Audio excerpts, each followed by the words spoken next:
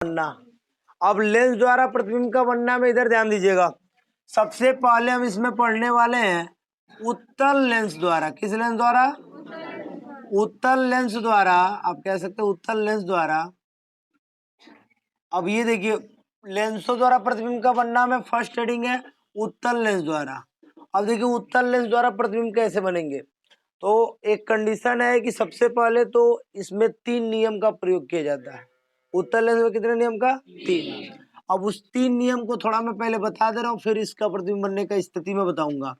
तो उत्तल लेंस में बाबू प्रथम नियम देखिएगा, प्रथम और सेकंड और थर्ड तीनों नियम पे चर्चा होगा। ठीक है, इधर देखिए, ये क्या हो जाता है आपका F1 और ये क्या हो जाएगा F2। ठीक है, और ये क्या हो जाएगा F1 और ये क्या हो जाएगा F2 और ये क्या हो जाएगा बताइए F1 और ये क्या हो जाएगा F2। ठीक है, अब थोड़ा सा ध्यान दीजिएगा, यहाँ पे क्या हो जाता है प्रकाशिक केंद्र, यहाँ पे क्या हो जाएगा प्रकाशिक केंद्र, यहाँ पे क्या हो जाएगा प्रकाशिक केंद्र। अगर यहाँ देखा जाए तो फर्स्ट ये फोकस तल प्रथम होता है और ये द्वितीय फोकस तल होता है। ठीक है, अब ध्यान दीजिए होता क्या है, तीनों बहुत ही आसान होगा। सबसे पहले नंबर कि अगर जो कोई प्रकाश की किरण देख लीजिए, प्रकाशिक केंद्र से होकर जाएगा, किससे होकर जाएगा प्रकाशिक केंद्र से होकर जाएगा, तो वो बिना विचलित हुए सीधे निकल जाएगा। कोई दिक्कत है? तीसरे नियम में कोई प्रकाश की किरण कहां से जाएगा प्रकाशिक केंद्र से होकर जाएगा, तो बिना विचलित हुए सीधे निकल जाएगा। पहला की हम बात कर ले, यदि कोई प्रकाश की किरण मुख्य अक्ष के समांतर आएगा, मुख्य अक्ष के समांतर आएगा, तो अपवर्तन के पश्चात, यहाँ अपवर्तन होगा ना जी, अपवर्तन के पश्चात द्वितीय फोकस से होकर जाएगा। समझ में आ रहा बात? यदि कोई प्रकाश की किरण F1 से आएगा, किससे आएगा F1 से आएगा, तो टकराने के बाद मुख्य अक्ष के क्या हो जाएगा समांतर हो जाएगा। तो अभी फिलहाल हम उत्तल लेंस द्वारा प्रतिबिंब का बनना पढ़ने वाले हैं। तो उत्तल लेंस वाला मैंने आपको तीनों नियम समझा दिया। अवतल लेंस का भी 3 नियम होता है। कितना? 3। प्रतिबिंब बनाने के यहाँ पे 3 नियम हम पढ़ेंगे। चूंकि 12th में जाएंगे तो एक चौथा नियम भी पढ़ना पड़ेगा। ठीक है, अभी आप 10th में 3 नियम पे आपका काम हो जाएगा। ठीक है, इधर देखिए, फिर से देख लीजिए। पहला नियम क्या कहता है, यदि कोई प्रकाश की किरण मुख्य अक्ष के समांतर आएगी तो टकराने के बाद द्वितीय फोकस होकर चली जाएगी। दूसरा नियम, यदि कोई प्रकाश की किरण प्रथम फोकस से होकर आएगी तो टकराने के बाद मुख्य अक्ष के समांतर हो जाएगी। तीसरा नियम, यदि कोई प्रकाश की किरण प्रकाशिक केंद्र से होकर जाती है तो बिना अपवर्तन के बाद बिना विचलित हुए सीधे निकल जाती है। तो तीनों नियम याद हो गए। आप इधर देखिए, पढ़ाई हो रहा है, क्या लिख रही हो बताओ? इधर इधर ही देखो, इधर ही ध्यान इधर होना चाहिए आपका। लिख रही हो, ये कौन सा बात हुआ? इधर देखिए, ये तीनों नियम आपको समझ में आ गए बाबू, कोई दिक्कत नहीं है तीनों नियम में। अब इस नियम के बाद हमने क्या पढ़ा था देखिएगा, हमने पढ़ा पहला नियम, पहला हेडिंग लिखे हैं और उस नियम को उसको हम समझेंगे। ठीक है, ये समझ में आ गया सबको? चलिए इसको मैं मिटा दे रहा हूँ। और देखिए दूसरा का बात हमने क्या पढ़ा था, कंडीशन हमने पढ़ा बाबू, उत्तल लेंस द्वारा प्रतिबिंब का बनना में फर्स्ट स्थिति हमने लिखा है। क्या लिखे हैं जी बताइए? जब वस्तु कहाँ हो, अनंत दूरी पर स्थित हो। ठीक है, अनंत दूरी पर स्थित हो। अब देखिए, जब वस्तु अनंत दूरी पर स्थित होगा तो क्या होगा।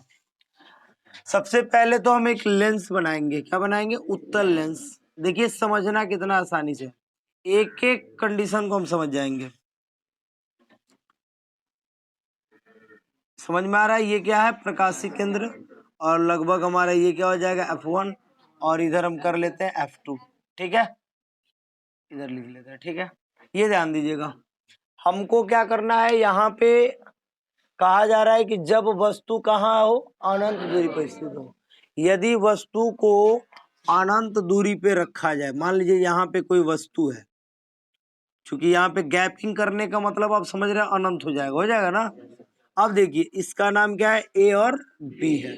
ठीक है, एक वस्तु है, तो एक वस्तु को उत्तल लेंस से अनंत दूरी पर रखा गया है। ठीक है, और यहाँ से दो को परस्पर समांतर किरणें चलती हैं। कितनी किरणें? दो। दो समांतर किरणें निकली हुई है, ठीक है। अब देखिए एक किरण क्या होती है, प्रकाशीय केंद्र से होकर जाती है, ठीक है। वो पहली किरण कहां से होकर जाएगी, और अपवर्तन के पश्चात बिना मार्ग विचलित हुए सीधे चल जाएगी, चली गई ना सीधे।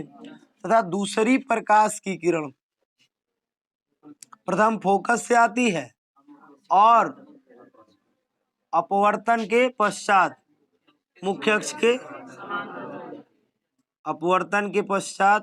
मुख्य अक्ष के समांतर होकर चली जाती है, चली गई ना। देखते रहिएगा, ध्यान दीजिएगा। ये दोनों किरणें बिंदु ए डैश पे मिलती हैं। कहाँ मिलती है? ए डैश से मुख्य अक्ष पे लंब डाल दिया जाए तो ये क्या कहलाएगा, बी डैश। यही वस्तु का क्या है, प्रतिबिंब है। थोड़ा एक बार मैं इसको दोहराऊंगा, आप लोग ध्यान दीजिएगा, बस याद हो जाएगा। फिगर देख के बाबू फिजिक्स का डेफिनेशन लिखा जाता है, बहुत बड़ा चीज नहीं है। देखिए कैसे, मैं एक बार फिर से बता रहा हूँ। मैंने बोला कि भाई उत्तल लेंस में तरह तरह की वस्तु रखी जाएंगी तो तरह तरह का प्रतिबिंब बनेगा, आकृति आकार उनका बदलेगा ना जी। जैसी स्थिति होगी उसके हिसाब से आकार क्या होता रहेगा, बदलता रहेगा। तो आप देख रहे हैं कि उत्तल लेंस से अनंत दूरी पर एक वस्तु रखा गया है, ठीक है। कहाँ रखा गया, अनंत दूरी पे। तो जब वस्तु उत्तल लेंस से अनंत दूरी पे रखा हो तो वस्तु के शीर्ष से चलने वाली परस्पर दो समांतर किरणें, कितनी किरणें चल रही हैं, दो। आप जब लिखना स्टार्ट करेंगे लिखेंगे कि उत्तल लेंस से अनंत दूरी पर स्थित वस्तु के शीर्ष से चलने वाली परस्पर दो समांतर किरणें, दो समांतर किरणें, उसमें लिखेंगे पहली प्रकाश की किरण प्रकाशिक केंद्र से होकर जाती है और अपवर्तन के पश्चात बिना मार्ग विचलित हुए सीधे निकल जाती है। तथा दूसरी प्रकाश की किरण प्रथम फोकस से होकर जाती है और अपवर्तन के पश्चात मुख्य अक्ष के समांतर हो जाती है। ये दोनों प्रकाश की किरणें बिंदु ए डैश पर मिलती हैं।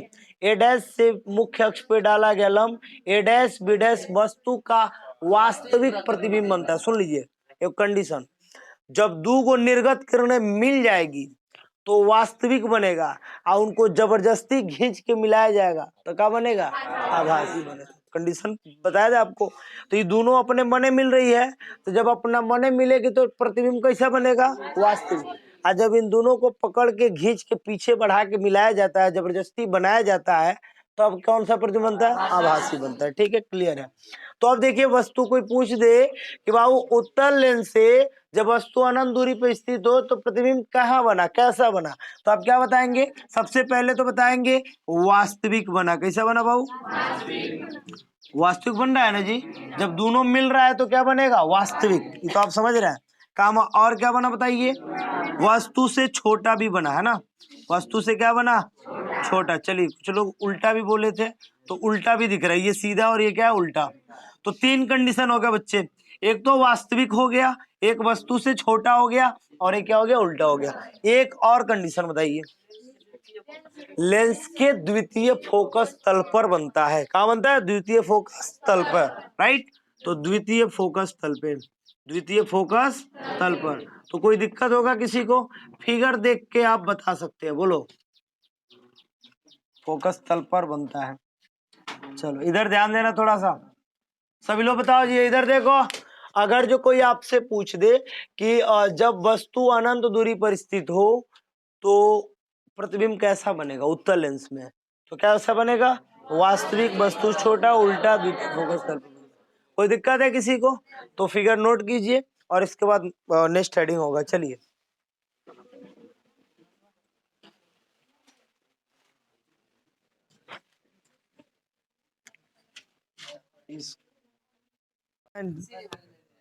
कोई बात नहीं, इधर देखिए दूसरा हेडिंग क्या था, डाल दीजिए।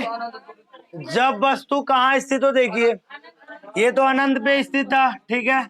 अब दूसरा कंडीशन है, दूसरे कंडीशन को हम ध्यान से देखेंगे और फिगर से ही टोटल बात समझ में आ जाना चाहिए।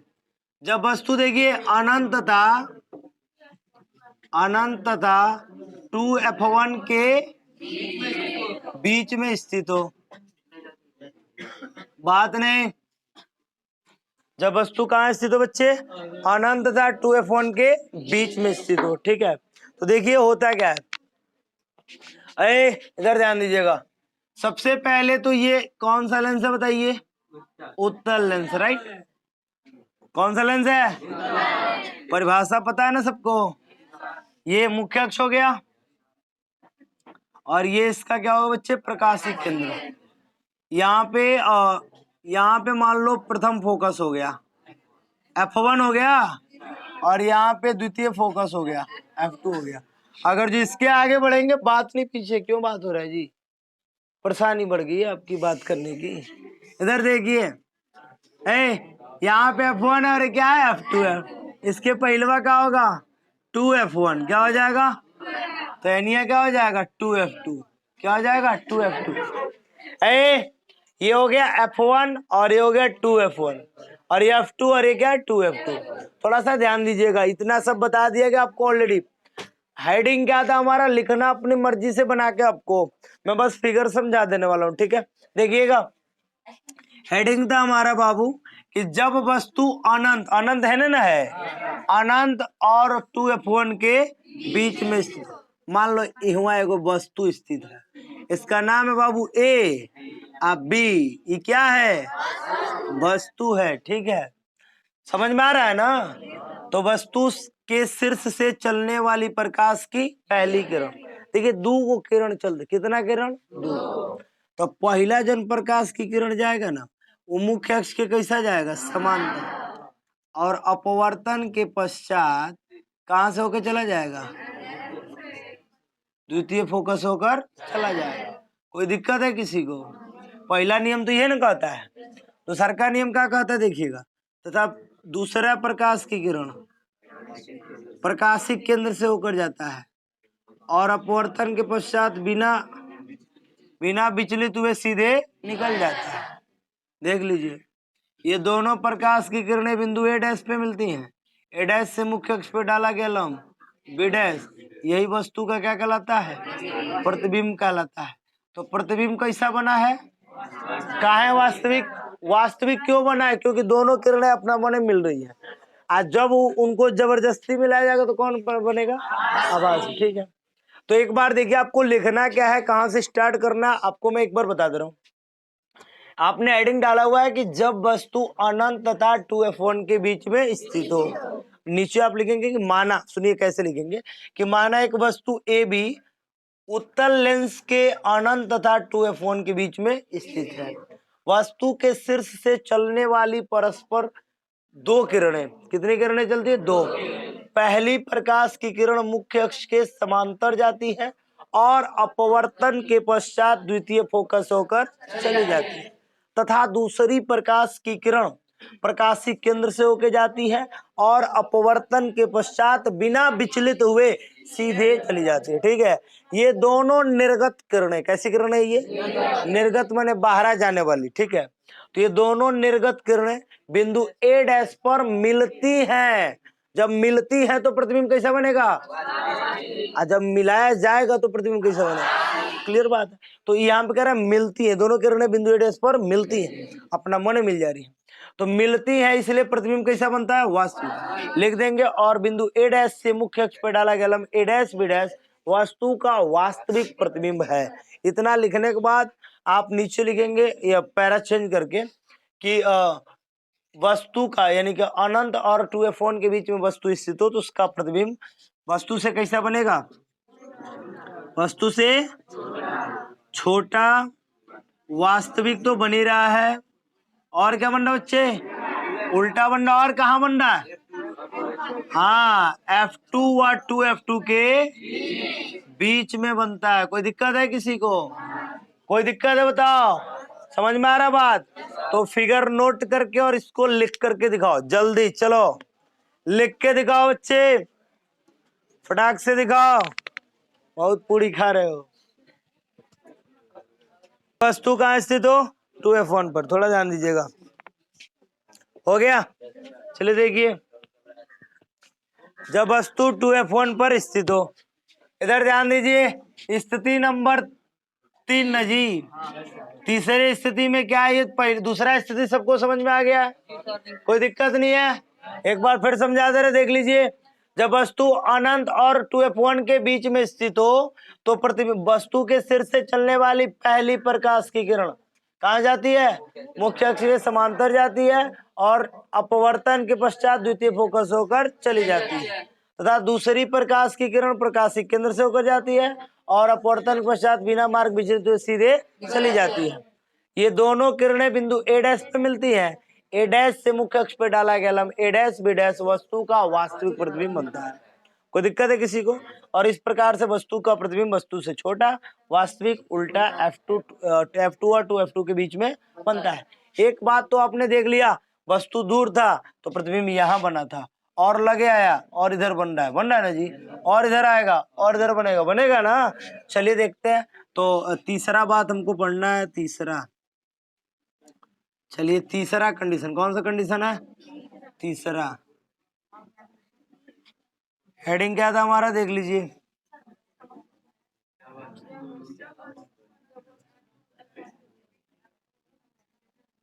बाबू हेडिंग है, इधर देखो।